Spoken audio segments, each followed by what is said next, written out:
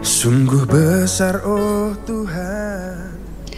Shalom Alhem, selamat malam sahabat radio komunitas Surya Kebenaran. Diberkati oleh Bapak Yahweh, keluarga Indonesia, happy people yang berbahagia di malam hari ini. Jumpa lagi sahabatku, tepatnya di hari tanggal 7 September 2021. Kami mengucapkan dulu Lasana Tova 5782 ya, untuk sahabat umat Kristiani yang mendengarkan di malam hari ini, sahabat radio Surya Kebenaran khususnya di 107.8 maupun yang mendengarkan di www.suryakebenaran.com. Selamat malam dan selamat bergabung bagi sahabat yang sudah bersiap-siap ya bersama dengan kami di malam hari ini dengan materi yang luar biasa yang pastinya sahabatku membawa berkat bagi jiwa. Dan kami ingatkan untuk atensi pertanyaan sahabat, nanti bisa sahabat kirimkan ke 0816654532 di malam hari ini. Dan bagi sahabat yang mau mendengarkan ulang siaran kami di malam hari ini, bisa nanti mendengarkan di channel YouTube Yakub Sulistyo. Dan langsung saja sahabatku, tanpa berlama-lama kita akan menyapa pembicara kita di malam hari ini. Shalom, selamat malam Dad. Shalom, selamat malam Rio. Selamat malam sahabat Surya Kebenaran dimanapun berada. Apa kabar nih Dad? Kabarnya haleluya. Hari ini saya juga mau mengucapkan Lasana Tova juga. Amin. Biarlah kita semua tetap semangat Yes, di dalam menghadapi masa depan. haleluya, terpujilah Bapak Yahweh. Ya Dek, di malam hari ini kita akan berbicara tentang apa nih Dek? Iya, seputar Lasana Tova juga. Ya. Jadi berbicara tentang Smita Pebet.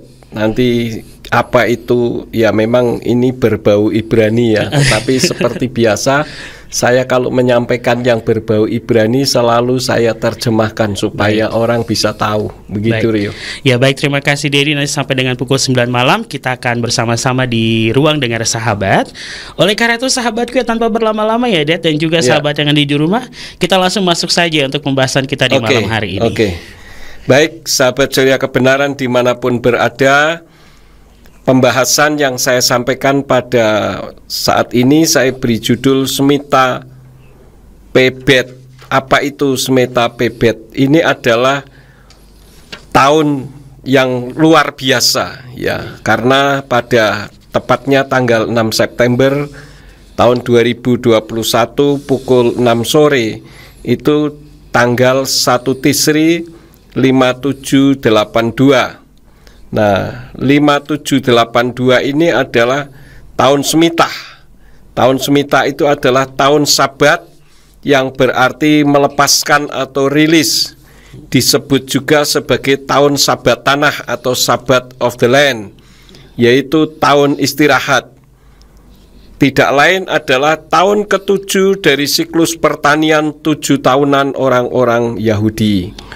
Jadi tahun kita itu tepatnya kemarin ya Rio. Kemarin tanggal 6 September mulai pukul 6 sore. Dan selama 1 tahunnya itu sampai tanggal 25 September tahun 2022. Kenapa tidak tepat? Karena tahun penanggalan Gregorian dengan tahun Ibrani itu dalam 1 tahun, kalau saya tidak salah ingat, itu ada beda 10 harian. Kira-kira begitu, sehingga kalau kita merayakan perayaan-perayaan hari raya itu selalu tidak pernah selalu tepat gitu, karena ada perbedaan tadi. Jadi maksud daripada tahun Smita ini adalah selama 1 tahun tanah dibiarkan kosong. Ini dalam realitas kehidupan orang-orang Yahudi setiap saatnya, setiap harinya saat-saat ini. Semua kegiatan menanam, memangkas, dan memanen itu dilarang. Tetapi teknik budidaya seperti penyiraman, pemupukan, penyiangan, penyemprotan, pemangkasan, dan pemotongan itu dapat dilakukan sebagai tindakan pencegahan saja, bukan untuk meningkatkan. Nah, pertumbuhan pohon atau tanaman lain, selain itu setiap buah atau tumbuhan yang tumbuh dengan sendirinya dan tanpa pengawasan akan dianggap hefker istilahnya, yaitu tidak memiliki pemilik, dan itu dapat dipetik oleh siapa saja. Nah, berbagai undang-undang juga berlaku untuk penjualan, konsumsi, dan pembuangan produk Smita.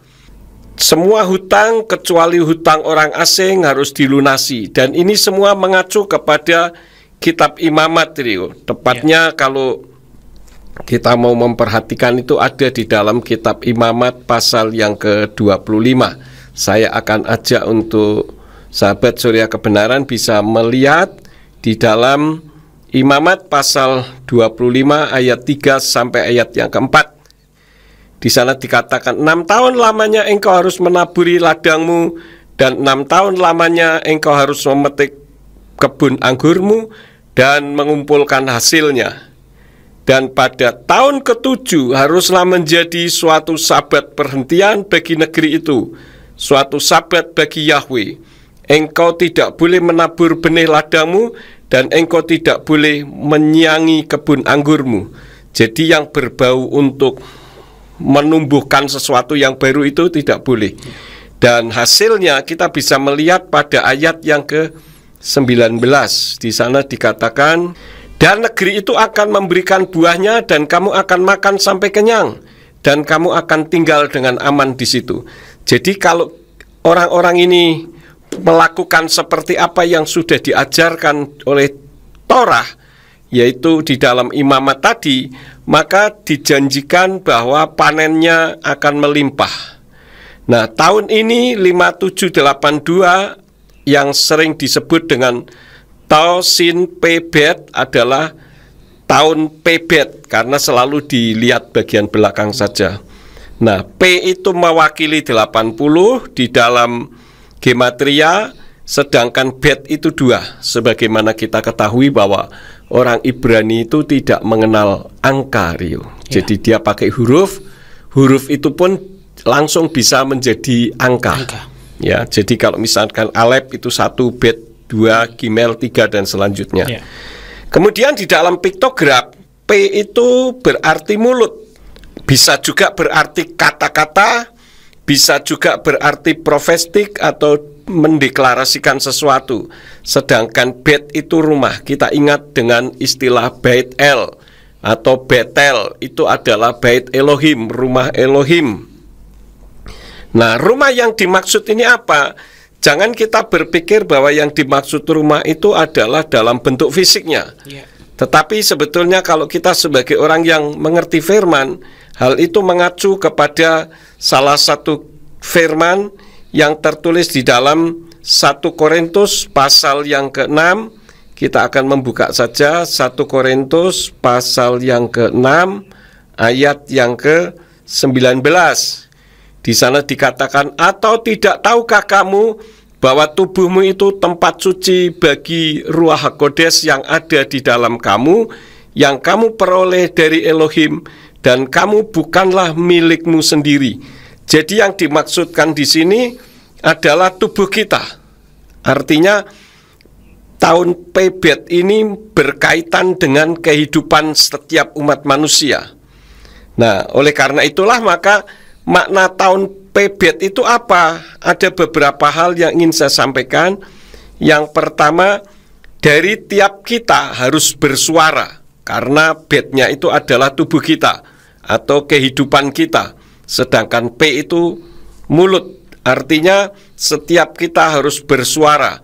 Ini adalah waktunya untuk kita ambil bagian di dalam pelayanan, bersuara, bisa berfirman. Atau kalau menyampaikan firman itu tidak harus khotbah di mimbar, tidak. Tetapi di dalam kehidupan setiap hari kita bisa menunjukkan siapa kita yang sesungguhnya dari tingkah laku kehidupan kita. Amin. Karena apa? Karena kedatangan Tuhan sudah singkat. Itu hal yang pertama. Yang kedua adalah tadi, Hefker tadi, tanah yang kosong, di mana hasilnya dapat dipetik oleh siapa saja. Ini mengacu kepada kitab Matius pasal yang ke-3, kitab Matius atau Matius pasal yang ke-3 ayat yang ke-9. Di sana dikatakan, dan janganlah berpikir untuk mengatakan kepada dirimu sendiri, kami mempunyai seorang bapak, Abraham. Sebab aku berkata kepadamu bahwa Elohim sanggup mengangkat anak-anak bagi Abraham dari batu-batu ini. Ini membicarakan tentang kehidupan kita, di mana dalam khususnya tahun Pebet ini kita tidak melakukan sesuatu. Artinya kita tidak mau bersuara, tidak mau menjadi berkat bagi orang lain. Nah, Tuhan pakai yang mau kalau kita tidak mau. Dan kita akan dimintai pertanggungjawaban sebetulnya. Oleh karena itulah maka ketika firman ini didengar, refleksi ini sebagai firman dalam kehidupan sahabat Surya Kebenaran dimanapun berada, maka hendaklah kita meresponi dengan baik. Karena jangan sampai Tuhan meninggalkan kita karena kita tidak mau dipakai Tuhan. Ya, di dalam kitab Mazmur pasal yang ke-51 ayat yang ke-13, di sana kita melihat bagaimana Daud itu mengalami ketakutan luar biasa kalau Bapa Yahweh meninggalkannya. Karena itu di dalam Mazmur 51 ayat 13, kalau di dalam kitab berbahasa Ibrani pada ayat yang ke-11 di sana berbunyi, "Jangan membuang aku dari hadirat-Mu dan jangan mengambil roh-Mu yang kudus daripadaku." Ini adalah ketakutan Daud untuk supaya Tuhan jangan pergi meninggalkannya. Oleh karena itu, ketika sahabat Surya Kebenaran sedang di rumah, kemudian ada satu firman datang kepada sahabat Surya Kebenaran mengungkapkan ingin di mana Tuhan mau memakai, ya kita harus meresponi, karena kalau tidak Tuhan bisa pakai yang lain. Ketika saya mempersiapkan ini, saya ingat di mana kehidupan saya pada tahun 2000, Rio. Ketika pertama kali saya harus memberitakan nama Bapa. Pada saat itu ada orang yang memberitahu kepada saya tentang nama Bapa, di mana orang tersebut mengatakan kita tidak menyebut nama Bapa Yahweh, kita sebut nama sesembahan lain, itu salah loh. Kemudian saya ajak diskusi, ya mungkin sedikit berdebat begitulah. Tapi karena saya sekolah teologia, maka saya menggunakan bahasa-bahasa teologia. Nah, tapi karena orangnya itu tidak sekolah teologi, dia tidak tahu. Kemudian saya bilang, udahlah kamu pulang aja, karena kamu ngajari saya, tapi ternyata saya tanya tidak ngerti begitu. Tetapi kan saya tahu persis watak orang tersebut. Kemudian saya berpikir ini pasti ada kebenarannya mungkin. Maka saya berdoa ketika orangnya sudah pulang. Saya berdoa kepada Tuhan. Saya katakan, Tuhan, apakah ini tentang nama Yahweh itu satu kebenaran atau hanya sekedar sebutan saja sih gitu ya. Tolong Tuhan, kalau memang ini satu kebenaran, Tuhan singkapkan, baik secara arkeologis, secara biologis, secara teologis, secara historis, pokoknya singkapkan semuanya. Saya bernazar, kalau memang ini satu kebenaran, saya akan berada di depan untuk memberitakan kebenaran ini. Nah, pada saat itulah saya disingkapkan semua, Rio. Sehingga saya sampai membuat buku yang berjudul Pertanyaan Umum Seputar Nama Yahweh dan Allah. Namun pada saat sebelum saya bertindak, saya mengadakan daftar untung ruginya untuk menyampaikan nama Bapa ini. Kalau saya sampaikan itu untungnya apa, ruginya apa. Nah, di situ saya daftar. Kalau saya menyampaikan saya akan bermasalah secara sinode, saya akan bermasalah begini begitu, semua saya data, ada banyak sekali. Tetapi keuntungannya hanya satu, saya melakukan kebenaran firman. Nah, disitulah yang keduanya, kalau saya tidak melakukan, maka Tuhan bisa memakai orang lain. Wah, itu yang membuat saya mengalami ketakutan luar biasa, Rio. Sehingga dengan terpaksa awalnya karena terpaksa, karena takut sih sebetulnya. Ya, daripada Tuhan meninggalkan saya, lebih baik saya mengajarkan kebenaran. Toh saya sudah meninggalkan dunia usaha, dunia keuangan. Saya sudah harus memberitakan kebenaran. Kalau saya sudah menemukan kebenaran, kenapa saya tidak berani menyampaikannya? Itu yang ada di dalam pikiran saya, Rio. Kemudian saya pikir, ya sudahlah, apapun resikonya saya akan jalani.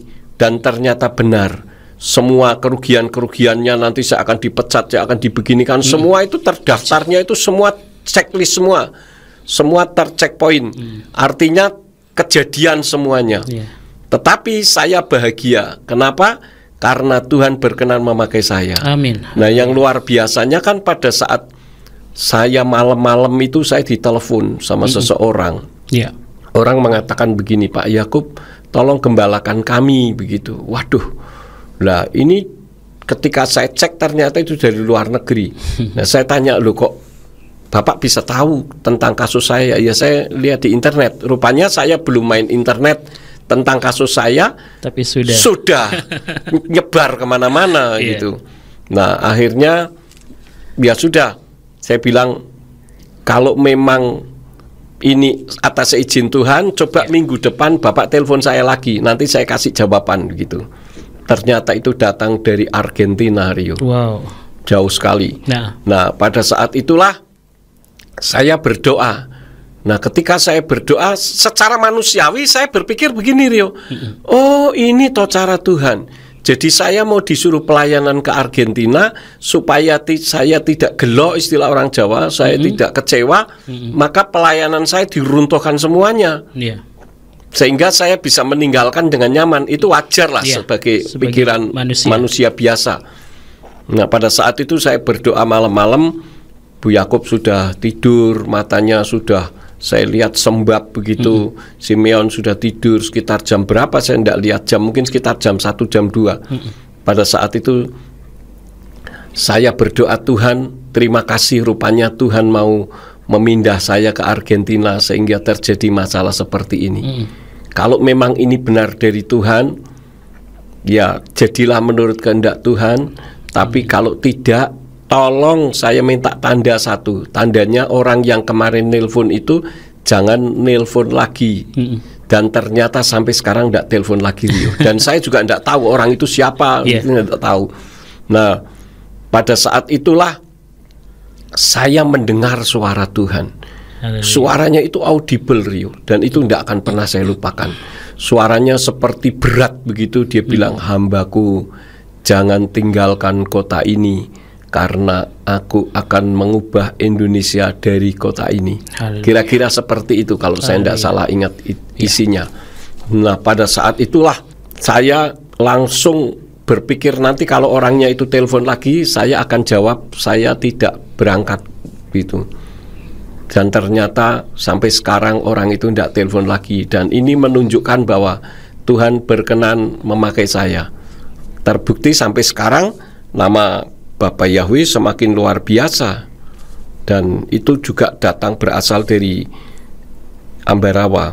Kemarin saya membuat semacam sanggahan begitulah dari seorang hamba Tuhan yang terkenal, di mana saya beri judul meluruskan yang bengkok. Betul. Mungkin Rio juga sudah lihat. Nah di situ saya menemukan ada seseorang yang mengatakan kebenaran tentang nama Bapak Yahweh. Tapi sebelumnya beliau mengatakan Yahweh itu bukan nama, Yahweh itu hanya sekedar sebutan. Nah artinya ini menunjukkan bahwa pengaruh pemberitaan tentang kebenaran ini tidak akan pernah sia-sia. Dan yang ketiga, Rio, apa arti membiarkan kosong? Jadi tanah yang dibiarkan kosong itu tanahnya supaya subur dan bersih. Jadi hanya disiram saja. Dan ini pun sesuai dengan apa yang ada di dalam kitab Amsal pasal yang ke-10 ayat yang ke-11. Di sana dikatakan, mulut orang benar adalah mata air kehidupan, tetapi mulut orang fasik menutupi kelaliman. Jadi ini kembali masih berbicara tentang kehidupan manusia, di mana orang yang benar itu dari mulutnya akan keluar air kehidupan. Nah di dalam kitab Yohanan atau Yohanes 4 ayat yang ke-10 ini membicarakan tentang air kehidupan yang tidak lain adalah Yeshua HaMashiach. Itu yang harus keluar dari mulut kita untuk mengairi keadaan yang kering. Artinya apa? Kita tidak mengucapkan hal-hal yang nyinyir, tidak menyalahkan orang lain, yang sering kita dengar dengan istilah lason hara atau mulut jahat gitu ya. Artinya kalau kita ngomong itu mematikan keinginan orang, mematikan semangat orang. Nah, kalau tidak bisa menyiram firman bagi orang lain, gampang saja, saya sudah mempersiapkannya. Karena itu saya katakan kepada diri saya sendiri, mumpung saya masih diberi kesempatan hidup untuk bernafas, saya akan membuat video sebanyak-banyaknya tentang nama Bapa, sehingga entah kapan waktunya, kalau Tuhan izinkan saya berangkat lebih dulu, video saya ini sudah bisa menjadi acuan untuk terus memberitakan kebenaran. Amin. Nah, oleh karena itu kita harus menjadi orang yang bijaksana. Bagaimanakah orang yang bijaksana itu? Di dalam Amsal pasal yang ke-16 ayat yang ke-22 dikatakan, kebijaksanaan adalah mata air kehidupan bagi mereka yang memilikinya, tetapi didikan orang bebal adalah kebodohannya.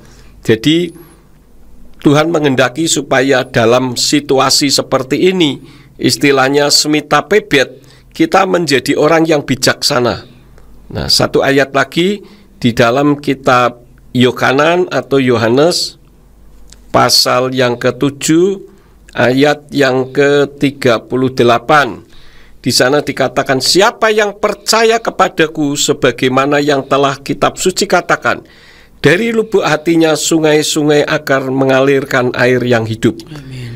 Jadi intinya bahwa di tahun ini, tahun yang baru, ya, tahun 5782 secara almanak penanggalan Ibrani, itu kita harus menjadi orang yang lebih berdaya guna bagi kemuliaan Tuhan, baik melalui ucapan kita, baik melalui segala tindakan kita, sehingga Tuhan berkenan memakai kita. Begitu, Rio. Ini hal yang pertama yang saya sampaikan tentang semita. Nanti kita akan lanjutkan lagi pada sesi yang kedua. Haleluya. Ya sahabat yang diberkati oleh Tuhan, ini penjelasan yang sangat luar biasa. Dan sini saya sudah banyak mencatat dan ada pertanyaan juga yang sudah saya persiapkan. Dan untuk sahabat ya, bisa merespon juga dengan atensi pertanyaan sahabat di malam hari ini. Nanti bisa langsung saya dikirimkan di 0816654532. Sahabat yang diberkati oleh Tuhan, tentang pembahasan kita di malam hari ini, sekali lagi 0816654532 untuk atensi pertanyaan sahabat. Nanti kami akan kembali, masih tetap bersama dengan kami Radio Surya Kebenaran, dan juga bersama dengan Bapak Gembala Dr. Yakub Sulistyo STHMA. Selepas pujian berikut ini untuk sahabat yang diberkati dengan judul Kasihmu yang Sempurna, vokal song by Nina, lagu dari Alam Atmaja.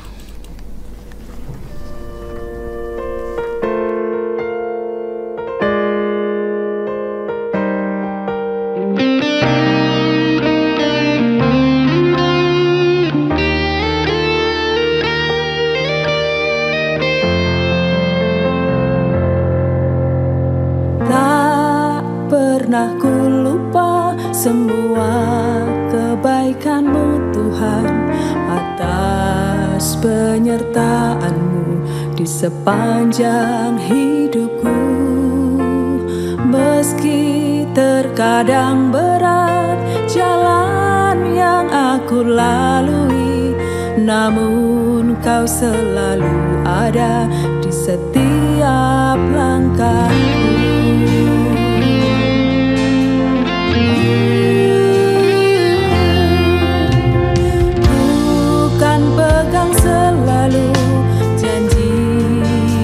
Kepadaku dengan iman yang telah Kau tanam di hatiku. Walau dunia tak percaya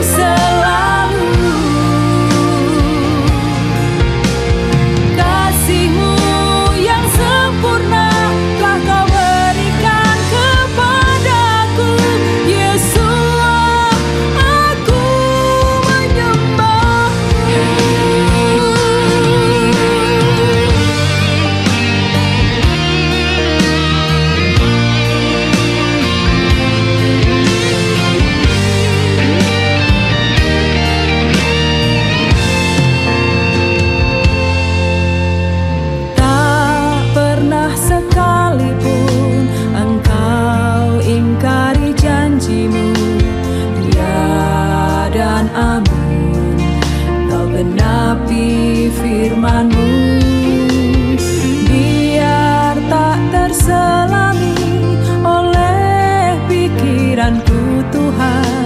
Semua yang telah Kau beri padaku melampaui segala akalku. Tak pernah sekalipun Kau ingkari janji. Rancangan-Mu indah, tak terselami pikiranku.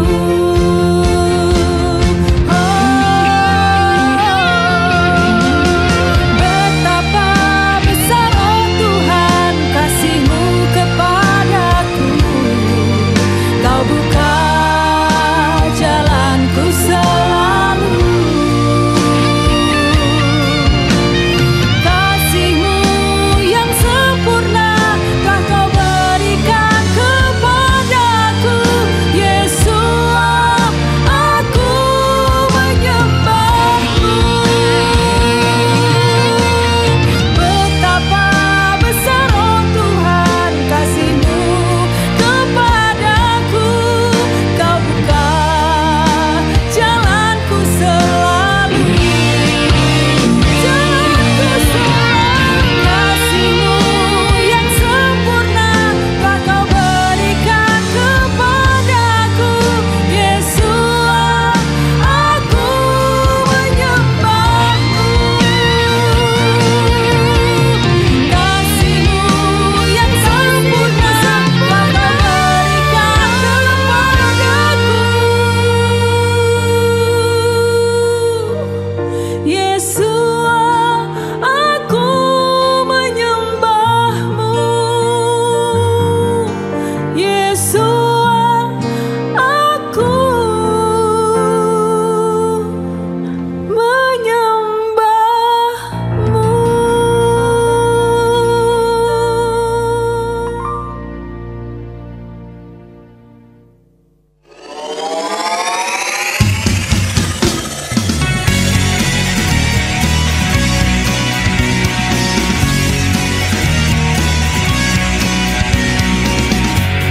Radio Surya Kebenaran Ambarawa, membawa damai sejahtera dan kemenangan bagi seluruh jiwa. Melangkah keluar, memberitakan firman. Radio Surya Kebenaran, berkat bagi jiwa.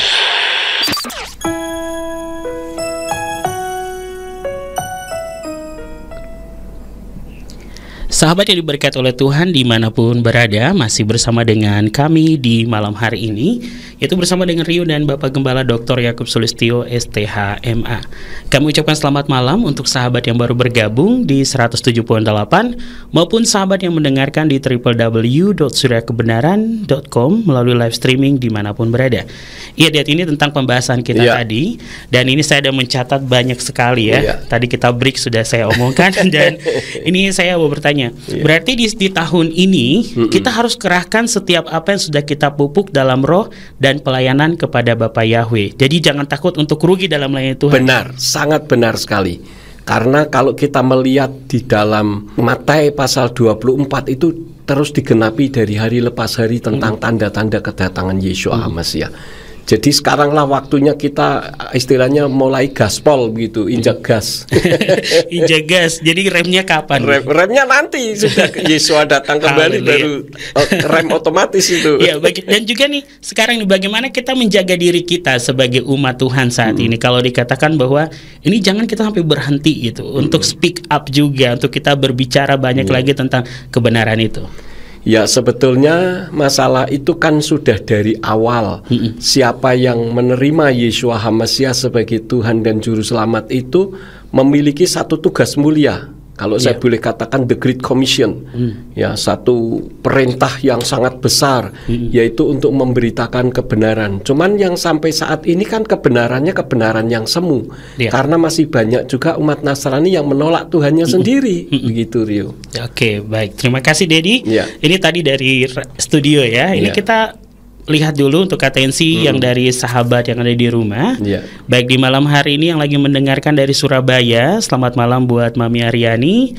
Berkata bahwa sungguh benar nama Bapa Surgawi membuat total nih kita bertobat katanya. Amin. Haleluya. Selamat malam Ibu Aryani. Iya, selamat malam, Bapak Yahweh memberkati. Amin. Ini langsung saja kita untuk sahabat yang ada di rumah, Rio ingatkan 0816654532. Ini sudah ada atensi datang dari Dokter Ayu deh. Iya. Iya. Shalom Lasana Tova 5782 Pak Yakub. Untuk Ibu untuk Dokter Ayu. Untuk Pak Yakub dan Kak Rio serta semua pendengar Radio Surya Kebenaran dan Jemaat GPF Ambarawa. Ya. Selamat pagi waktu Toronto, Kanada. Wah, sekarang sudah di Toronto lagi. Karena saat ini saya Luar sudah biasa. kembali ya ke Toronto. Haleluya. Kiranya berkat Elohim Yahweh atas kita Amin, semua. Amin. amin. Terima kasih Dokter Ayu untuk ucapan yang luar biasa. Langsung saja ke pertanyaan saya. Ya. Pertama, bagaimana seorang penyembah Elohim yang benar saat ini menjaga dirinya untuk lebih lagi peka terhadap suara Elohim dan mau hidup lebih lagi dalam rumah Tuhan dan menguduskan setiap pertemuan ibadah? Ya. Jadi untuk menjawab pertanyaan tersebut sebetulnya bagaimana tentang Kol HL ini ya, yang sudah diterangkan oleh Simeon 2 kali, saya terangkan 1 kali. Itu kita harus belajar untuk peka. Artinya setiap ucapan yang masuk ke telinga kita, hal-hal yang positif, dijadikanlah itu sebagai Kol HL, meskipun yang bicara itu bukan orang yang beriman. Ya. Begitu. Tetapi tentu saja input yang baik dan yang sesuai firman. Nah, bagaimana kita bisa menyaringnya? Ya tak mau tidak mau ya karena kita mengerti firman, kita membaca. Nah, repotnya kalau kita tidak pernah membaca firman, ya ada orang memberi input baik pun kita anggap itu hanya angin lalu saja, gitu. Tapi yang jelas, ya inilah saatnya sekarang kita menyaring hal-hal yang positif, karena firman Tuhan juga katakan bahwa nanti itu yang baik akan semakin baik, yang jahat akan semakin jahat. Dan kita melihat sekarang kejahatan ini sudah luar biasa sekali, kualitas maupun kuantitasnya. Begitu Dokter Ayu. Ya baik, terima kasih Dedi untuk jawabannya dan terima kasih Dokter Ayu untuk pertanyaannya. Kita lanjut ke pertanyaan kedua dari Dokter Ayu. Ya. Mungkin ini masih lanjutan nih, karena Boleh. jujur saat ini saya pribadi masih melihat penyembah Yahweh masih berseteru tentang nama pribadi Elohim Bapa Surgawi. Bukan hanya kami yang gereja berbahasa Inggris Hebrew, tapi juga banyak kalangan Mesianik dan Indonesia juga demikian. Sedangkan mereka yang di luar sana masih menolak nama Bapa. Ini dapat dikatakan jangan sampai kita menjadi cermin yang buruk bagi mereka. Bagaimana mereka yang menolak menerima, sedangkan kita yang menyembahnya masih berselisih paham. Bagaimana pendapat Pak Yakub atas kasus ini? Ya, Dokter Ayu, perlu saya sampaikan bahwa saya yang pertama kali memberitakan, memblow up istilahnya ya di Indonesia, sehingga ibarat mobil itu bempernya penyok semua. Itu pun saya masih banyak yang menghujat, menyinyir gitu ya, nyinyirin saya. Dan itu tidak lain dari penyembah Yahweh. Mereka itu merasa diri paling hebat begitu, sehingga pokoknya kalau tidak sesuai dengan dirinya itu berarti sesat gitulah, walaupun sudah sama-sama menyembah Bapa Yahweh. Lalu bagaimana kita mengatasi hal seperti itu? Gampang saja, cuekin. Emang gue pikirin istilahnya gitu ya. Karena kalau kita menanggapi, wah luar biasa. Cobalah nanti Dokter Ayu bisa melihat komen-komen di YouTube channel YouTube saya. Wah, itu banyak sekali yang menghujat, dan yang menghujat tidak lain adalah orang yang sudah menyembah Yahweh. Padahal dulu waktu tahun 2000-an mereka tidak berani menyingkapkan, malah pada tiarap. Tapi sekarang jadi pahlawan kesiangan semua. Tapi hal yang seperti itu bagi saya nggak mau pusing lah. Karena kalau saya tanggapi nanti jadi debat diskusi yang tidak ada ujung pangkalnya. Akhirnya seperti yang Dokter Ayu tadi sampaikan, bagaimana kita bisa memenangkan orang luar kalau kita sendiri masih bertikai. Begitu, kita masih menjadi cermin yang buruk ya. Betul. Betul. Baik, terima kasih Dokter Ayu. Kita ke pertanyaan ketiga. Nanti setelah itu kita lanjutkan materi ya, Dad. Boleh. Sebelum kita mendengarkan materi lanjutan, sahabatku, kita lihat lagi untuk pertanyaan ketiga dari Dokter Ayu. Ini yang ketiga, jika berbicara tentang hari Sabat nih, saya beribadah di hari Sabat. Ya, amin. Karena sejak kecil ditanamkan itulah hari perhentian di mana Elohim menguduskan segala ciptaannya pada hari itu, dan Elohim berdiam untuk melihat kita bersyukur kepadanya atas semua yang sudah Ia berikan bagi kita. Pertanyaan saya pernah mendengar tentang kisah kaum Yasar-Al. Mungkin Pak Yakub pernah mendengar tentang itu. Katanya mereka adalah kaum murni yang tidak tercampur dari keturunan asli bangsa Israel. Penanggalan kitab Henok yang dipakai, tapi prediksi mereka tentang hari Sabat jatuh pada Erev Rishon, penanggalan kalender Masehi saat ini. Kiranya Pak Yakub dapat menjelaskan sesuai dengan pandangan Pak Yakub dan dari setiap pembelajaran yang sudah Pak Yakub telaah. Nah, kalau dilihat dari cara penanggalannya saja, tadi kan sudah tidak sesuai dengan namanya. Ya, artinya bahwa itu ada tafsir-tafsir tersendiri. Tetapi bagi saya pribadi, memang kalau yang namanya Sabat itu adalah Sabtu, Yom Sabat itu Sabtu. Tetapi di sisi lain juga sebagai hari perhentian. Artinya kita memberi kesempatan kehidupan kita untuk memuliakan dan menyenangkan hati Bapa Yahweh. Kalau bisa ibadah hari Sabat, saya katakan itu lebih baik, begitu. Cuman di sisi lain kita menjangkau orang-orang yang pada hari Sabat itu mereka masih belum libur kerja. Artinya kalau kita tidak memfasilitasi, kasihan juga mereka, begitu. Betul. Karena itu di Ambarawa kan ada Erev Sabat, ya, kemudian ada ibadah minggu pagi, minggu sore. Itu tujuannya untuk memfasilitasi. Tetapi kalau kita kembali kepada pengacuan penciptaan, ketika Bapa Yahweh menciptakan hari-hari, maka semua hari itu diberkati. Gitu. Sekarang tergantung bagaimana kita menyikapi. Kita ibadah hari Sabat bagus, tetapi kalau di dalam ibadah hari Sabat itu kita tidak serius hanya karena kebiasaan saja, juga nilainya tidak ada, begitu. Karena itu yang terpenting adalah bagaimana sikap hati kita. Tetapi bukan berarti ibadah hari Sabat, Yom Sabat itu tidak perlu. Memang itulah yang ditentukan. Amin. Cuman karena ada orang-orang tertentu yang belum libur, ini yang kita fasilitasi. Begitu, Dr. Ayu. Tapi kembali kalau seperti yang tadi disampaikan penanggalannya itu, saya melihat, saya tidak bisa menyampaikan secara detail karena kan itu harus saya melihat catatan-catatan. Tetapi yang jelas bahwa apa yang disampaikannya itu pakai kalender Henok, tetapi mereka ibadahnya juga tidak sesuai dengan almanak penanggalannya sendiri.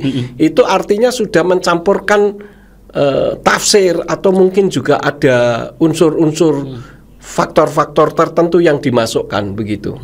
Ya kalau kita jujur ya, makanya kalau orang hanya bertikai soal masalah hari, ya nanti juga tidak bisa jadi berkat.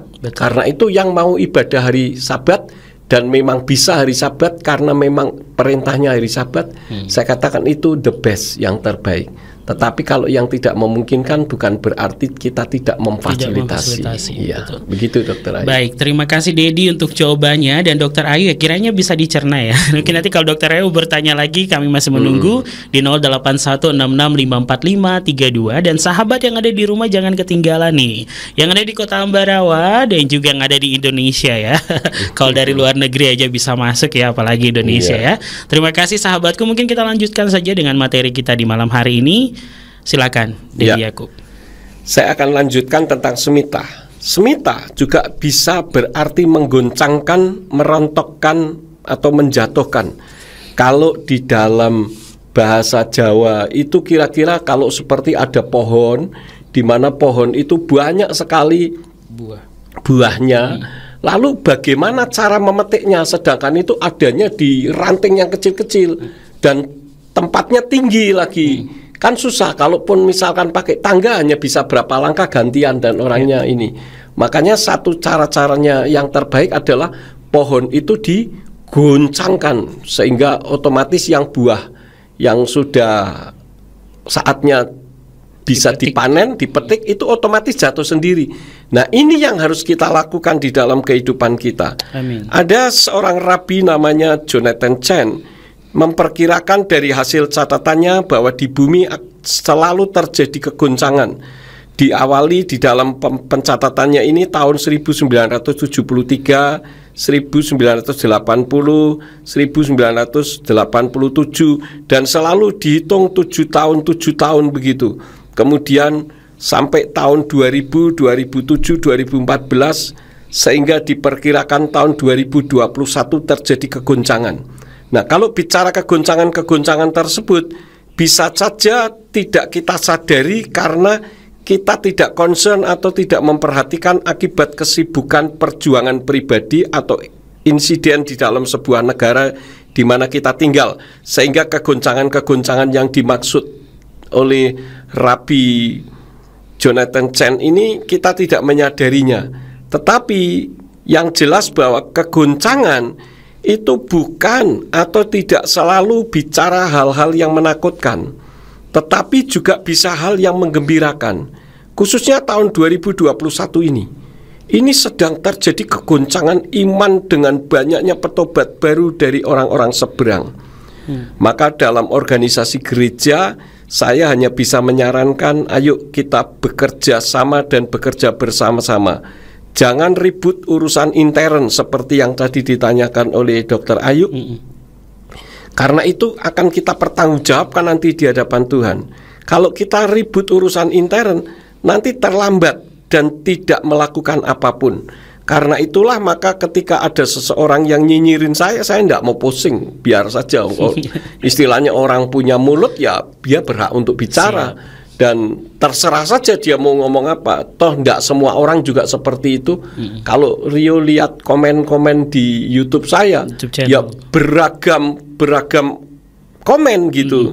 Tapi bagi saya no problem. Yang penting pokoknya saya merilis terus. Ini saya juga akan merilis lagi video baru lagi. Besok mungkin saya baru akan rekaman. Kemudian nanti saya keluarkan, dan itu menjadi bahan-bahan yang luar biasa untuk orang-orang yang sudah mengenal kebenaran untuk memberitahu kepada yang belum. Jadi kalau kita bicara soal melayani, itu bukan soal bisa atau tidak bisa, tetapi mau atau tidak mau. Ini yang penting. Kalau kita mau, kita akan diberi kemampuan. Ya, jangan seperti Mose ketika disuruh membawa bangsa Israel menuju dari Misraim menuju ke tanah perjanjian, dia berbantah-bantah, jangan saya tidak bisa ngomong ini itu, sampai Yahweh marah. Emang yang menciptakan lidah siapa? Begitu kan. Tapi akhirnya karena Mose mau, ya Tuhan beri kemampuan. Dan kitab suci mencatat Mose ini adalah seorang hamba yang memiliki kesabaran tingkat tinggi, istilahnya ya. Karena itu di dalam tahun Shemitah ini mari kita belajar untuk siap melayani. Dan di dalam melayani ini sekali lagi jangan ungkapkan bisa atau tidak. Karena kalau kita katakan saya tidak bisa, loh kita ini sedang melecehkan Tuhan loh. Kenapa? Karena Tuhan beri kemampuan kok kalau kita mau. Apakah saya ada bau-bau pendeta? Tidak, keluarga saya tidak ada yang jadi pendeta. Bahkan hidupnya juga tidak tahu bagaimana. Sampai akhirnya Tuhan pilih saya menjadi seorang gembala. Dan saya tidak pernah belajar bagaimana menggembalakan, tetapi Ruach HaKodes lah yang akan menuntun, yang memberikannya. Karena itu jangan mengatakan bisa atau tidak bisa, tapi tinggal Anda mau atau tidak gitu. Kalau sahabat Surya Kebenaran mau, pasti diberi kemampuan. Itu yang kedua, membutuhkan kerendahan hati. Ya, saya kemarin sudah menyampaikan firman tentang konsekuensi seorang pemimpin. Jangan kita menjadi seorang pemimpin atau melayani pekerjaan Tuhan apapun juga kalau kita tidak tahan terhadap kritik. Kritik itu bisa membangun, bisa menjatuhkan. Tinggal kita lihat dari sudut mana kita memandangnya. Anggap saja semuanya hal-hal yang baik. Sekali lagi, karena kitab Matius 24 sedang terus digenapi, artinya Yesua hampir tiba dan hampir terjadi rapture. Sedangkan rapture itu sendiri adalah sebuah rahasia, karena hanya orang-orang beriman yang mengerti dan yang mengetahui rahasianya.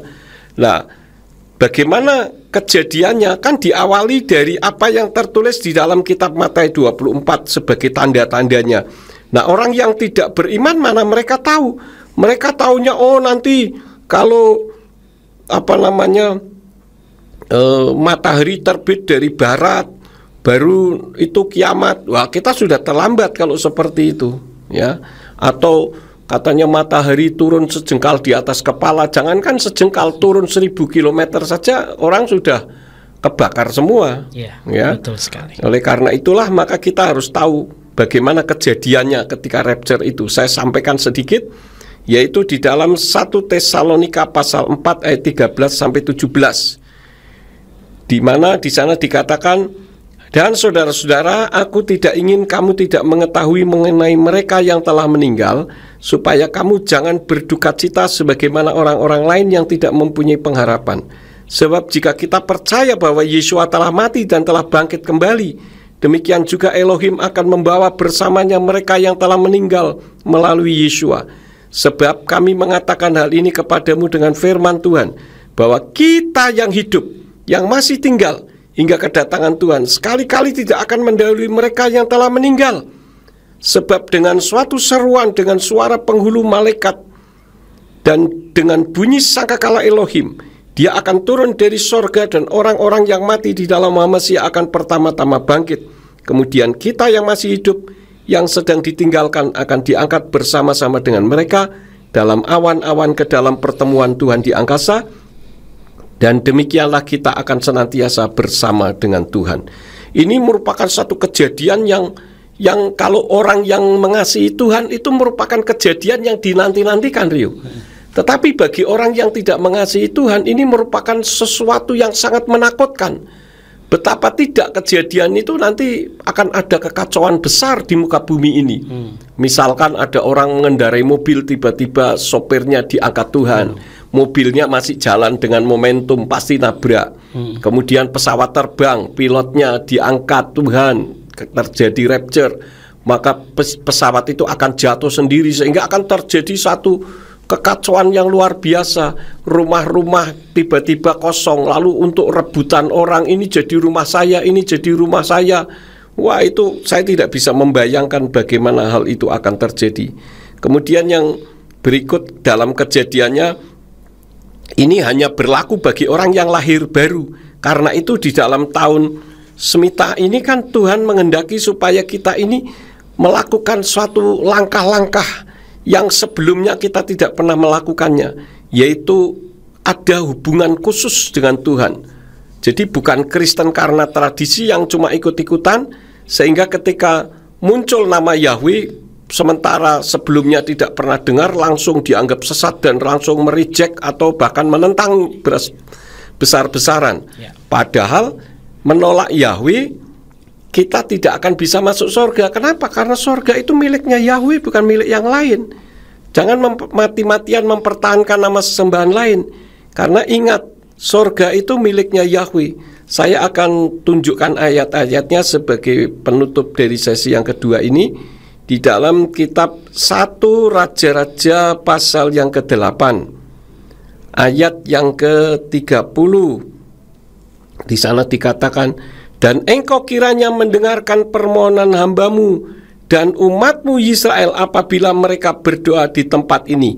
Ya, engkau akan mendengar di tempat kediamanmu di sorga, dan engkau akan mendengar dan akan mengampuni.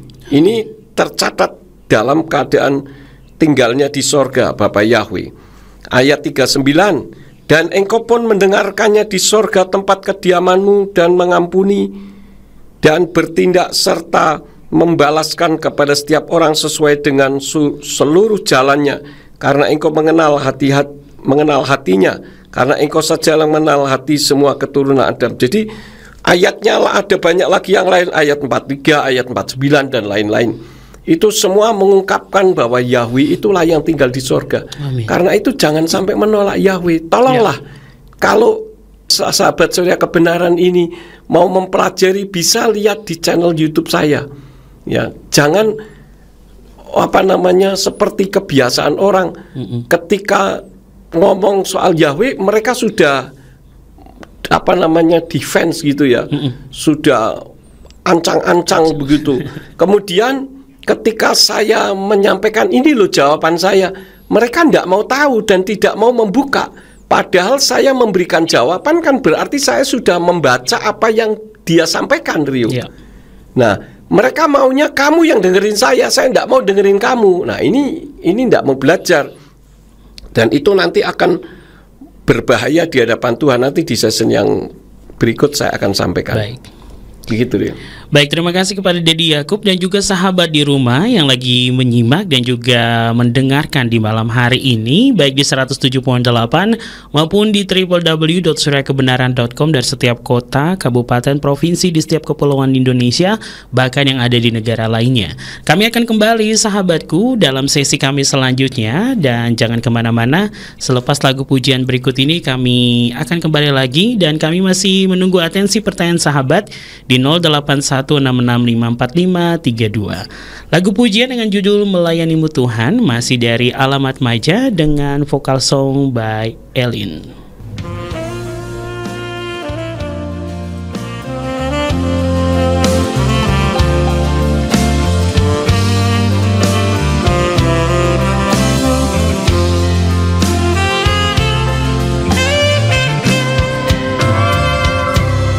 Terima kasih kuucapkan padamu Tuhan Yesua, untuk semua yang telah kau beri. Betapa besar kasih-Mu.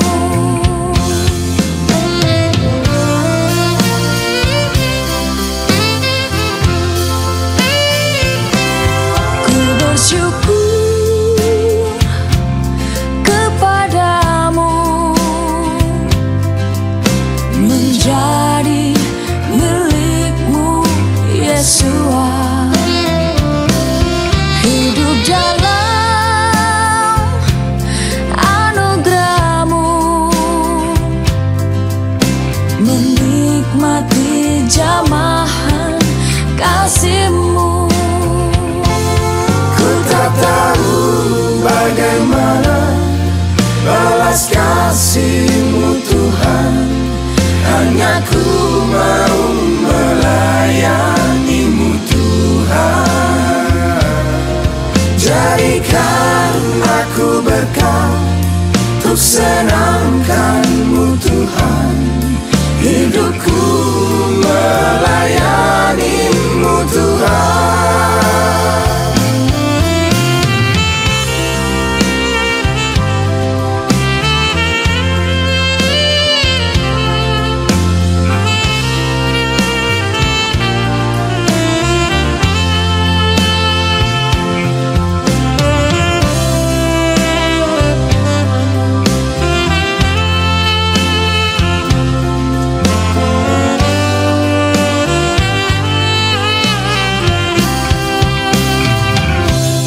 Sebab ku tahu bersama-Mu tak berkekurangan hidupku. Ku tak ragu untuk hari esok, sebab Kau peliharaku selalu.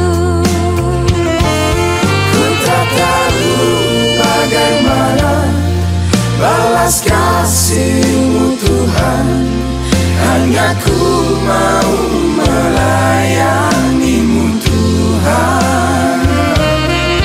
Jadikan aku berkat untuk senangkan-Mu Tuhan, melayani-Mu selamanya.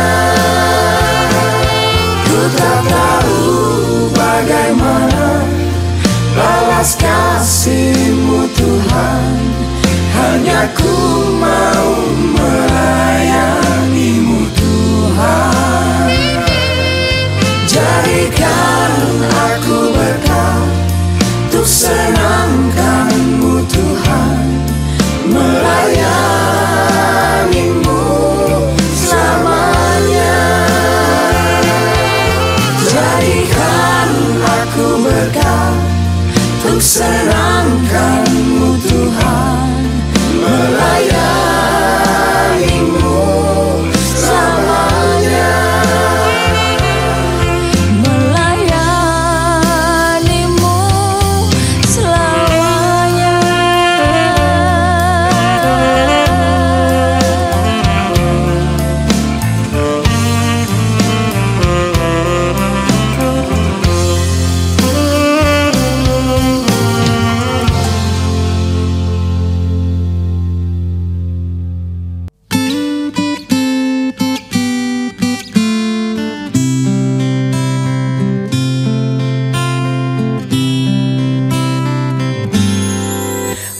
menjadi milikmu, Tuhan Yesus. Damai sukacita. Ya, sahabatku ini berkat oleh Tuhan di malam hari ini masih bersama dengan kami Radio Surya Kebenaran dan juga bersama dengan Bapak Gembala Dr. Yakub Sulistyo STHMA. Ya, masih semangat ya, Dad? Semangat Masih selalu. semangat. Dan juga sahabatku di malam hari ini silakan langsung atensi pertanyaan sahabat. Ini masih ada yang terus mendengarkan. Terima kasih yang dari kota Surabaya. Iya, Dan juga itu ini kita Ariani. kembali ya, Dad, dengan pertanyaan Iya. di malam hari ini. Iya. Ini masih dari pertanyaan Dr. Ayu, ini Iya. pertanyaan keempat. Di mana pertanyaan Dr. Ayu yang keempat, pastor kami di sini setiap tahun ketika merayakan Rosh Hashanah berkata ini adalah try out untuk dan bagi kita umat Elohim Iya. mempersiapkan diri menyongsong Dia. Iya. Tapi kenapa banyak gereja Kristen di dunia yang tidak merayakan? Apakah kitab suci mereka berbeda atau tidak tertulis tentang 7 hari raya yang diperintahkan? Iya, terima kasih Dr. Ayu. Sebetulnya apa yang disampaikan oleh pastornya Dr. Ayu itu merupakan satu statement dari kebanyakan pastor yang begitu. Artinya mengencourage jemaat ya. Tetapi kalau kita melihat dalam kenyataan banyak orang-orang Kristen yang masih belum melakukan, jangankan kok sampai ke istilah 7 hari raya. Soal nama saja itu loh, masih susahnya setengah mati, tidak bisa membedakan antara nama, sebutan, bahasa, dan budaya.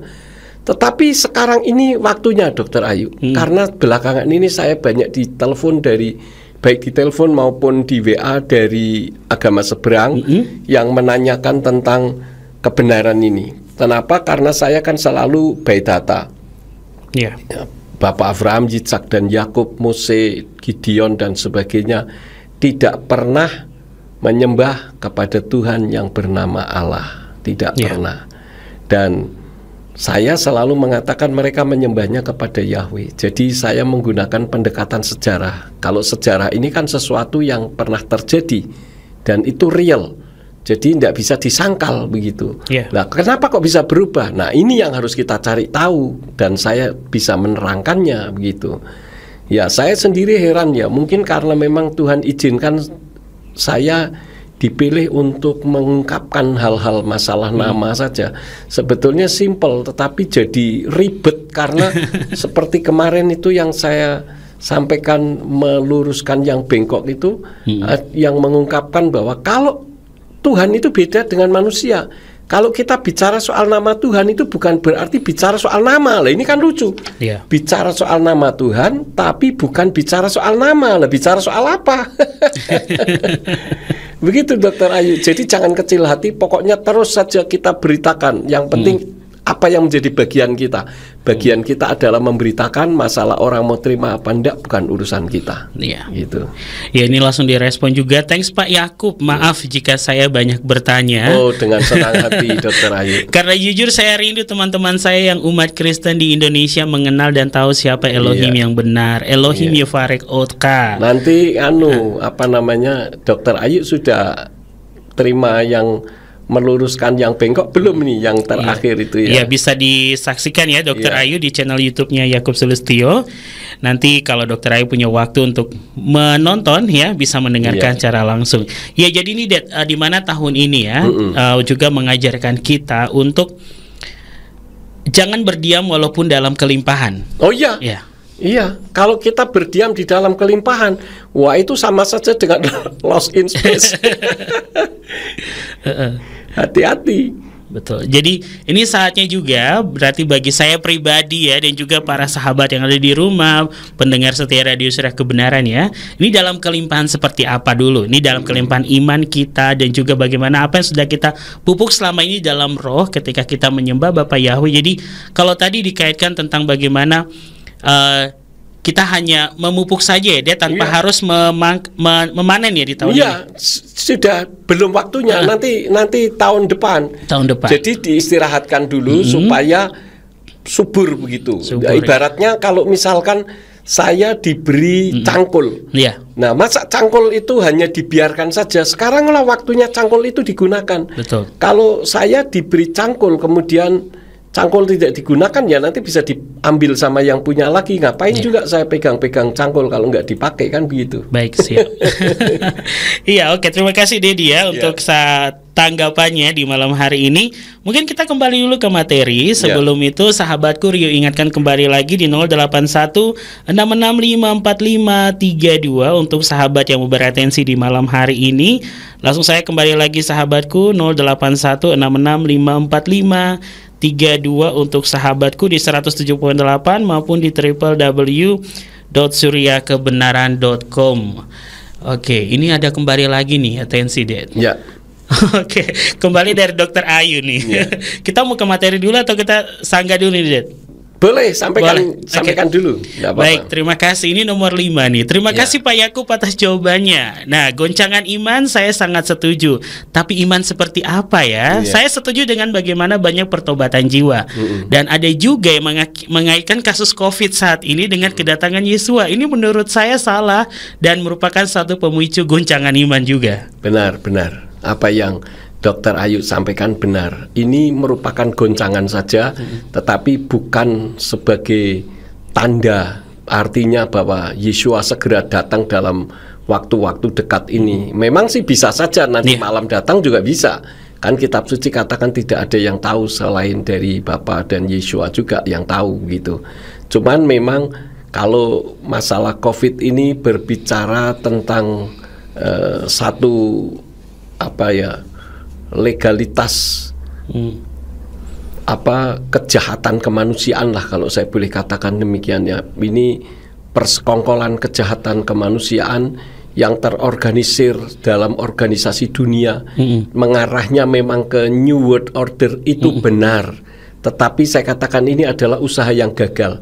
Kenapa? Yang jelas memang waktunya belum tiba. Karena itu kita tidak usah melihat dari hal-hal yang ada. Pokoknya kita lihat diri kita itu apa yang harus kita lakukan selanjutnya, begitu. Betul. Nah, tentu saja tidak lain adalah kita melakukan yang menjadi bagian kita karena waktunya memang sudah singkat, begitu. Tetapi yang jelas COVID ini bukan merupakan artinya Tuhan yang mengadakan begitu, tapi ini murni manusia yang mengadakan karena kejahatan kemanusiaan. Begitu Dokter Ayu. Ya baik, terima kasih Dokter Ayu. Ini juga ada yang ke-6, Dokter Ayu berkata, saat ini dan tahun ini COVID yang serius dibicarakan dan diberitakan dan bukannya daftar Elohim. Padahal COVID itu bukan sebuah firman atau apa yang diperintahkan Yesua. Dan ini malah menjadi fokus pembahasan dalam dunia kekristenan juga. Nah, itulah kesalahannya Dokter Ayu, memang begitu ya. Jadi hal-hal yang bukan seharusnya bagian kita, kita ikut-ikutan ngomong COVID terus menerus, sementara firmannya kita jadi lupa untuk memberitakannya. Sekarang kalau kita memberitakan tentang COVID, katakanlah sekian yang mati, sekian yang sembuh, sekian yang tertular. Lalu setelah kita tahu, so what gitu loh. Untuk apa itu semuanya? Apalagi ini ada berita baru lagi, katanya sekarang sudah muncul COVID seri Mu. Ini kan ada Mu kan ada Alpha, Beta, Gamma, Delta, Eta, Theta. Nanti Mu, Nu, Si, Omikron sampai Omega nanti. Buktikan saja. Tapi nggak usah kita pusing masalah itu, mau Omega kayak mau apa kayak. Yang penting pokoknya kita melakukan apa yang menjadi bagian kita sesuai dengan perintah Tuhan. Makanya kalau ada pendeta yang diberitakan hanya COVID, wah ini sudah repot ini. Bukan mengutamakan tentang The Great Commission. Iya, mengabaikan firman ya, mengutamakan isu. Betul. Saya setuju sekali dengan Dokter Ayu. Seharusnya kalau mau bicara soal penyakit, ya Dokter Ayu lah orangnya yang tepat, ya toh, karena Dokter Ayu kan seorang dokter. Nah, kalau pendeta kok bisa lebih mengutamakan ngurusi soal penyakit bukan ngurusi soal kebenaran firman, kebalik itu. Betul. Makanya sekarang jadi Dokter Ayu yang banyak menyampaikan firman. Dan malah banyak bertanya nih ya. Mungkin karena merasa posisinya diduduki orang lain. Betul. Baik. Terima kasih Dokter Ayu dan juga terima kasih Dedi ya sudah merespon ini. Terima kasih. Ya silakan Dedi untuk materi kita di malam hari ini. Yang selanjutnya, kenapa tadi kan saya belum selesai. Kenapa umat Nasrani ngotot pada pendiriannya? Ya karena kalau sesuai dengan tahun Shemitah ini tidak masuk kriteria Shemitah Pebet orang-orang itu. sebagai orang yang memberitakan kebenaran, tetapi mengutamakan berita pembenaran karena tidak mau belajar sehingga menggenapi firman di dalam Hosea 4 ayat yang ke-6. Dan ini seperti yang ditanyakan Dr. Ayu tadi, namanya pendeta tetapi yang diberitakan COVID, berita isu-isu yang masalah penyakit dan sebagainya. Sementara firmannya ya bukan berarti tidak boleh, boleh saja, tetapi itu hanya sebagai selingan kecil-kecil lah. Yang penting adalah berita yang kebenarannya itu bagaimana. Nah, Hosea 4 ayat 6 itu dikatakan, umatku dibinasakan karena kurang pengetahuan. Oleh karena kamu menolak pengetahuan itu, aku pun menolak kamu menjadi imam bagiku. Oleh karena kamu melupakan Torah Elohimu, aku pun akan melupakan anak-anakmu. Jadi bukan Tuhan yang kejam dalam hal ini, tapi karena orang yang tidak bersedia menaati firman, lebih taat suara pendeta terkenal, lebih taat suara orang lain daripada suara Tuhan dan firman-Nya sendiri. Nah, ini kan persis seperti yang Dr. Ayu tanyakan tadi. Jadi kalau orang yang ngomong itu rasanya pendeta terkenal itu loh, pendeta terkenal itu saja masih begini, masih begitu. Loh, bukan soal pendeta itu masih begini, masih begitu. Kamunya bagaimana? Ini yang harus kita pelajari bersama. Kemudian yang kedua, kenapa ada yang ngotot? Ini karena salah pengertian. Kalau dikaitkan dengan 1 tahun semita tadi, semita pebet, itu tetap tanah yang diizinkan untuk diairi biar tetap subur. Hefker liar tidak diawasi sehingga tidak berguna bagi orang lain. Artinya apa? Ajaran turun-temurun yang tidak diupdate karena tidak sesuai firman, itu ibarat hefker yang cuma diakses saja karena sudah jadi kebiasaan. Akibatnya tidak berguna karena semua orang sudah tahu. Jadi hanya yang dulu-dulu saja dimunculkan. Makanya ketika saya memberikan sanggahan tentang masalah nama Bapa, itu dari 20 tahun yang lalu tidak berubah loh, Rio. Makanya kalau ada orang ngomong soal nama Bapa, orang itu belum ngomong belum selesai, saya sudah tahu jawabannya. Jadi pasti jangankan 20 tahun lalu, sejak awal permulaan nggak berubah deh. Nggak berubah. Makanya wah. Nah, sementara saya terus mendalami di situ. Jadi kalau orang mau ngomong ini nanti sudah saya cegat saja, sudah saya ambil jalan pintas, pasti nanti larinya ke sini begitu. Jadi oleh karena itulah maka saya sampai bikin buku pertanyaan umum seputar nama Yahweh dan Allah, karena cara mempertahankannya ya itu saja dan tidak firmaniah. Semua dasarnya asumsi dan kata pendeta anu begitu saja. Tidak lagi berkiblat kepada Tuhan dan firman-Nya. Artinya apa? Melegalkan yang ilegal hanya agar nama Allah tidak hilang, padahal tanpa dasar firman. Kenapa bicara soal tahun semita ini larinya ke situ? Karena memang inilah yang ada di dalam isi hati Tuhan, supaya kita bisa berbicara dengan lebih lantang lagi tentang kebenaran. Karena kita kan pebet, jadi mulut yang muncul suara-suara nubuatan, suara-suara kenabian melalui kehidupan kita. Begitu, Rio. Haleluya. Ya, saya lanjutkan lagi nanti ya. Ya, sahabat yang diberkati oleh Tuhan, itulah tadi ya penjelasan di sesi kita saat ini. Nanti kami akan kembali lagi, jangan kemana-mana. Untuk sahabat yang mau beratensi, silakan langsung 0816654532 bersama dengan kami dan Bapak Gembala Yakub Sulistyo. Kita dengarkan dulu satu lagu pujian dengan judul Pakailah Hidupku.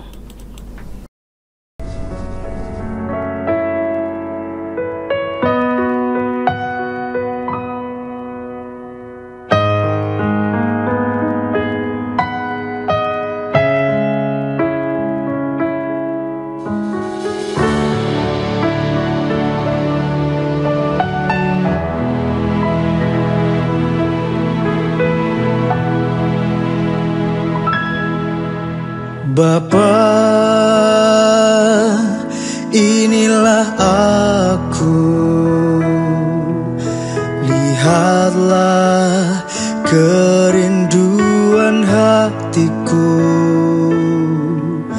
Ku mau terus berbakti padamu,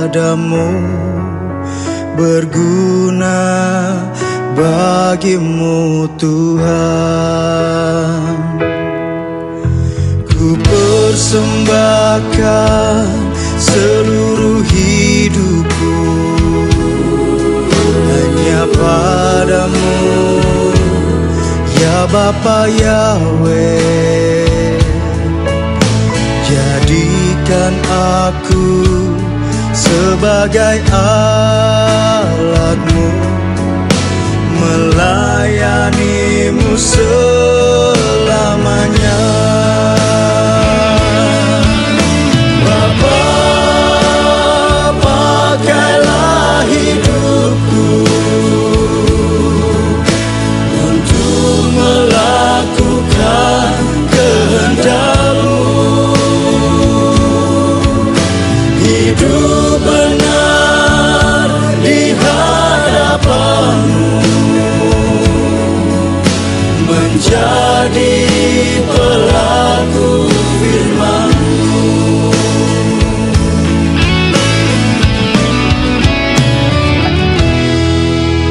Tahbiskan aku menjadi hamba-Mu, bekerja di ladang-Mu Tuhan. Seumur hidupku mengabdi padamu, segenap hati, roh, jiwa, ragaku. Jadikan aku cahaya hati-Mu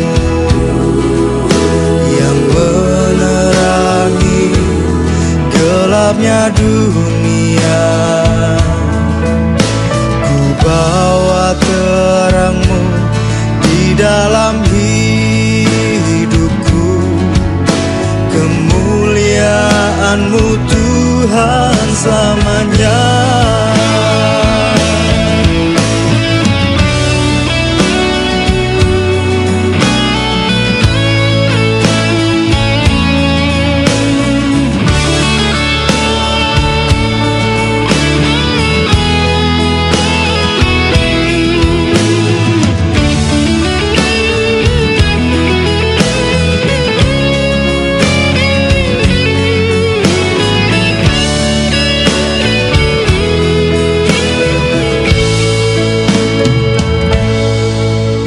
Bapa, pakailah hidupku untuk melakukan kehendak-Mu. Hidup benar di hadapan-Mu, menjadi pelaku firman-Mu. Bapa, pakailah hidupku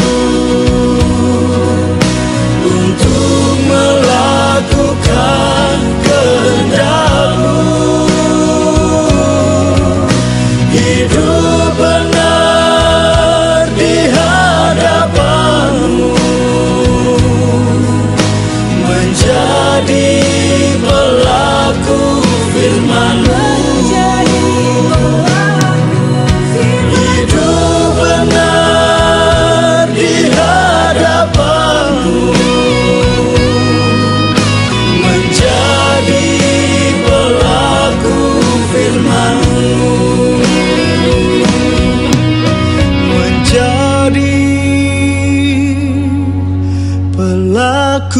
Firman-Mu menjadi pelaku firman-Mu.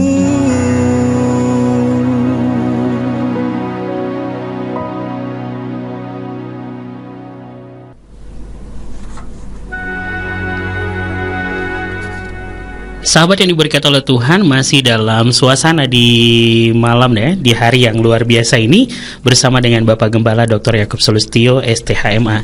Ya, Dedi, ini berbicara tentang materi kita di malam ini dan juga bagaimana apa yang saat ini yang dialami nih dengan setiap apa yang dihadapi dunia ya. dalam goncangan COVID yang seakan-akan melemahkan iman dan membuat orang percaya sampai takut juga gitu. Takut dengan kondisi yang ada saat ini ya. Orang percaya pun terikut arus ya, terjerumus di dalamnya, dan lalu juga lahir banyak penafsir-penafsir nih dari dunia sains yang bergerak ke arah firman Tuhan. Bagaimana nih menurut Dedi? Ya, itu sok tahu kalau menurut saya. Gampang saja. Kenapa? Karena itu sudah ada bagiannya sendiri. Ya, kalau bagian orang-orang yang khususnya sebagai umat beriman kepada Tuhan, ya kita lebih percaya kepada firman-Nya daripada kepada situasi dunia dong. Untuk urusan penyakit biar urusan dokter. Ayo. Bukan urusan kita. Nah, itu kekeliruannya di situ, Rio. Jadi tidak berimbang begitu. Ya. Dan ini bagaimana dengan para penafsir-penafsir nih yang muncul saat ini yang mengaitkan semuanya itu. Maksudnya kita berbicara ini bukannya kita mau menghakimi mereka yang berbicara di balik daripada menjadikan firman atau dafar Elohim sebagai tameng untuk menyerang orang yang berbicara tentang COVID. Iya. Jadi sebetulnya apa yang terjadi ini tergantung bagaimana kita menyikapinya sebetulnya, Rio. Ya, seperti saya sebagai seorang gembala, tentu saya harus melihat lingkup situasi dunia juga. Tujuannya untuk membentengi umat, gitu. Ibaratnya sebagai gembala kambing katakanlah atau gembala domba begitu, kan harus lihat lingkungannya. Apakah ada binatang buas dekat atau tidak gitu. Nah, ini adalah tugas gembala, artinya matanya harus waspada. Artinya situasi dunia ini ya kita harus mengikuti, tetapi kemudian tidak menafsir menurut kemauannya sendiri. Apalagi sampai menakut-nakuti jemaat, wah ini keliru. Sebagai gembala tidak boleh sampai menakut-nakuti jemaat, tetapi harus membangkitkan. Jangan kemudian kalau menakut-nakuti seolah-olah kayak apa yang disampaikan ini, wah benar, ini semua cocok. Tidak, ini bicara tentang masalah sekuler kok. Ya, kalau seperti yang tadi saya katakan, ini sebetulnya adalah New World Order yang gagal, mendahului waktu Tuhan, gitu. Kesimpulannya begitulah. Kalau saya menjabarkan nanti cukup lama. Ya, jadi ya bagaimana ya sahabatku, perlu kita ketahui ya, seorang gembala itu pasti membawa kawanan domba yang digembalakannya ke rumput yang hijau, ke tepi aliran air yang tenang, yang dia juga berawas-awas dari serangan binatang buas yang mungkin mau datang ya menerkam kawanan domba gembalaannya. Dan juga sahabat yang diberkati oleh Tuhan. Nah, sekarang nih bagaimana ini bisa kita sikapi di tahun yang baru ini? Kita keluarlah untuk menyatakan hal yang baik, hal yang positif, hal yang benar, yang kiranya berkenan kepada Elohim dan itu juga berkenan kepada kita manusia. Iya, jadi istilahnya gini lah, Rio.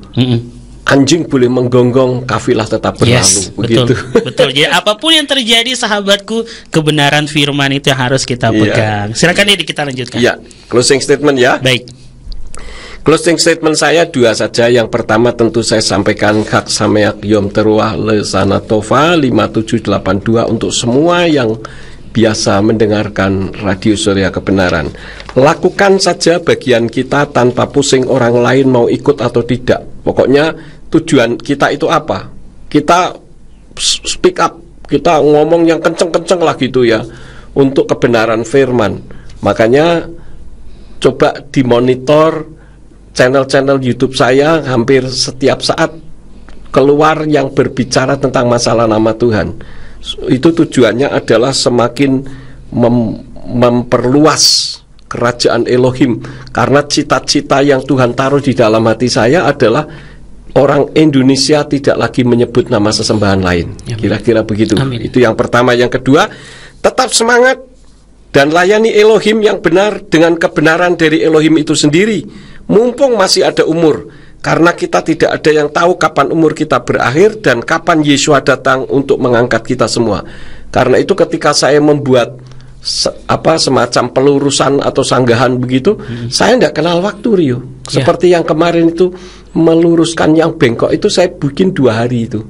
Dari pagi pulang doa pagi dari gereja, langsung saya membuat sampai jam 12:30 malam. Saya hanya istirahat, buang air, kemudian makan, hanya itu saja. pokoknya terus di situ. Nah, ini ada baru lagi nih, tunggu tanggal mainnya. Mudah-mudahan paling lambat 2 hari ke depan sudah bisa upload. Ya, begitu Rio, closing statement saya. Terima kasih. Terima kasih Dedi Yakub untuk waktunya di malam hari ini. Sahabatku, lakukan saja bagian kita tanpa harus terpengaruh oleh orang lain. Kita speak up lah, speak up yang benar, ya, sesuatu hal yang positif, dan tetap semangat dalam melayani Elohim. Jadi sahabat yang diberkati oleh Tuhan, demikianlah pembicaraan kita di malam hari ini, juga pembahasan dari materi yang luar biasa. Dan untuk sahabat yang diberkati di 107.8 maupun di www.suryakebenaran.com, kalau sahabat ingin mendengarkan kembali siaran kami di malam hari ini, bisa langsung saja masuk di channel YouTube Yakub Sulistyo. Nanti judulnya sama, dan juga sahabatku bisa mendengarkan obrolan di malam hari ini kembali. Dan sahabat yang diberkati oleh Tuhan, demikianlah program refleksi bersama dengan Bapak Gembala Dr. Yakub Sulistyo STHMA di malam hari ini. Dan sampai bertemu lagi di Selasa pekan yang akan datang, dan pastinya dengan pembicara lainnya dengan materi yang luar biasa yang membawa berkat bagi jiwa. Terima kasih untuk Dedi Yakub sekali lagi. Kembali. Terima kasih juga untuk semua pendengar, sahabat Surya Kebenaran dimanapun, khususnya Dr. Ayu yang sangat jauh tetapi sangat luar biasa pokoknya. Ya, terima kasih Dr. Ayu sekali lagi, dan juga sahabat dari setiap kota, kabupaten, provinsi lainnya, setiap kepulauan di Indonesia yang sudah bersama dengan kami. Kami pamit undur, terima kasih, dan Bapak Yahweh memberkati. Amin. Seumur hidupku mengabdi padamu, segenap hati, roh, jiwa, ragaku. Jadikan aku cahaya hatimu,